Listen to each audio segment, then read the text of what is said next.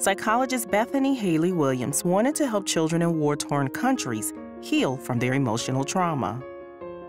But before she could do that, she had her own battle to fight. After ending her 10-year marriage in 2004, Bethany fought off depression and thoughts of suicide. Then she discovered that God could use her failures for a greater purpose.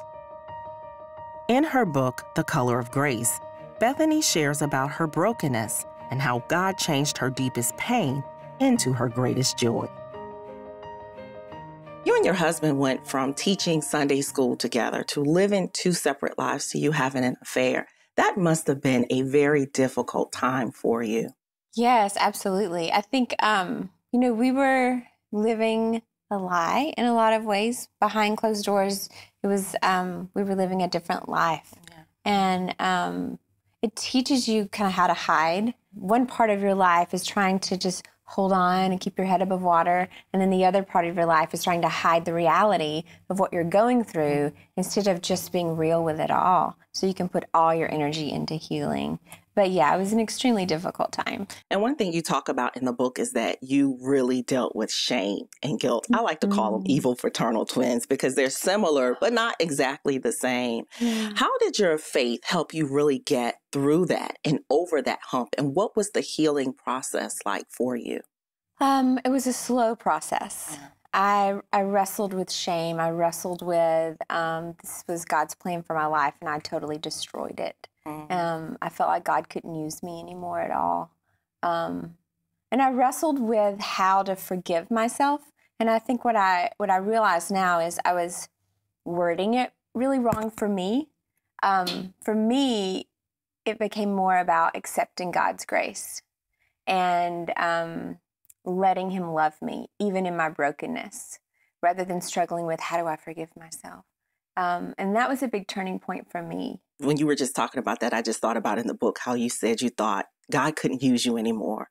You couldn't do the things that he had called you to do, but instead he actually used your pain for purpose. Tell us about that and how that all happened. Sure. I was actually in a treatment center for PTSD in Dallas. I'd gone through a very deep depression, became suicidal at one point, didn't want to live anymore. And when I was at that treatment center, I'd sold my car to pay for treatment and actually walked to the nearest church on a Sunday morning. And there was a man speaking who had survived the Rwandan genocide. And he was talking about an organization that he founded, and they do reconciliation work and trauma work all over Africa. All at once, I felt like God maybe could use my counseling skills and my journey through trauma and then my love for missions in one place.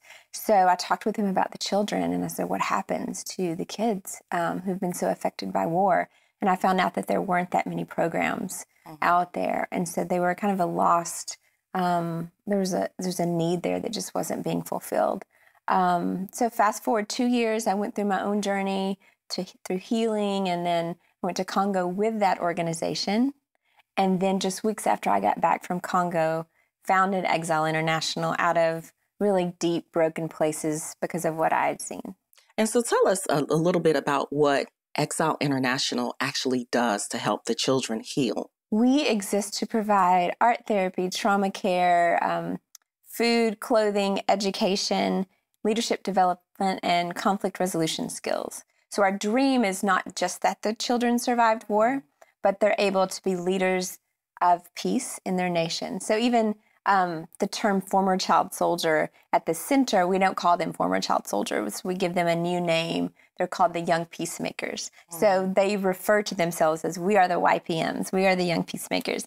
And the children who are orphaned at this center, we give them the name the Hope Child. Wow. So they don't have to identify that they're an orphan anymore, that they're really a hope child. Because I think for me, whenever my own journey and then also the journey that the children walk through, I've learned it's very important to realize that we're not what we've done, and we're more than what we were forced to do.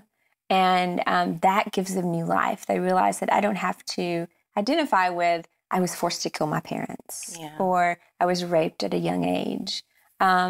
Because Jesus has, he's bigger than that. He's bigger than our past. So what is your greatest hope? What do you really want to see happen as a result of these children being healed? Well, we believe that with a war so massive, you have to start with the smallest child and teach them about Jesus and teach them about conflict resolution and peace-building skills and forgiveness. And if you do that, then you really change their nation because they're changing their communities one community at a time. So the purpose of writing The Color of Grace was to invite other people into their stories so that they could become a part of our vision of children of war becoming leaders for peace. The subtitle of the book is How One Woman's Brokenness Brought Healing and Hope to Child Survivors of War. And there's probably someone who's actually watching today who's going through their own brokenness or coming out of their own pain. How would you encourage them to actually use that to change someone else's life? For me, the first step was getting help. The first step was saying, okay, I need to reach out to community, reach out to loved ones, reach out to counselors. But I remember I had a piece of paper when I was really, really depressed and I wrote, "It won't be this bad forever. God will make purpose from your pain." And I would have to read that so many times a day just to get through the day. But God can totally make beauty out of our ashes and He can make purpose out of our pain. The key is really just to surrender and let Him love you and let Him teach you through that brokenness. God brought Bethany's life full circle. In 2014, she married Matt, who leads Exile International with her.